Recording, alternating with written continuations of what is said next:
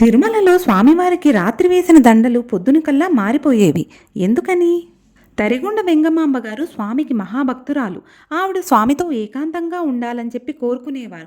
కానీ ఎప్పుడైతే భక్తుల రద్దీ ఎక్కువైందో అది కుదరడం లేదని చెప్పి తరిగొండ వెంగమాంబ గారు అక్కడికి దగ్గరలో ఉన్న తుంబుర కోనలోకి వెళ్ళి ఒక గుహలో ఉండి అక్కడ స్వామివారి ధ్యానం చేసుకుంటూ ఉండేవారు. తర్వాత రాత్రిళ్ళు స్వామివారి పవళింపు సేవ అయిపోయాక ఆవిడ అక్కడ నుంచి ఒక స్వరంగ మార్గం గుండా వచ్చి స్వామివారి ఆలయంలోకి వచ్చి ఆయనకి వేసిన దండలు పూలు అవన్నీ తీసి మళ్ళీ కొత్తవి వేసి పూజ చేసేవారు.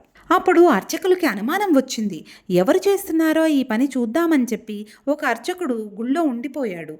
రాత్రి పవళింపు సేవ అయిపోయిన తర్వాత అక్కడికి దివ్య తేజోమూర్తిగా తరిగొండ వెంగమాంబ గారు వచ్చారు.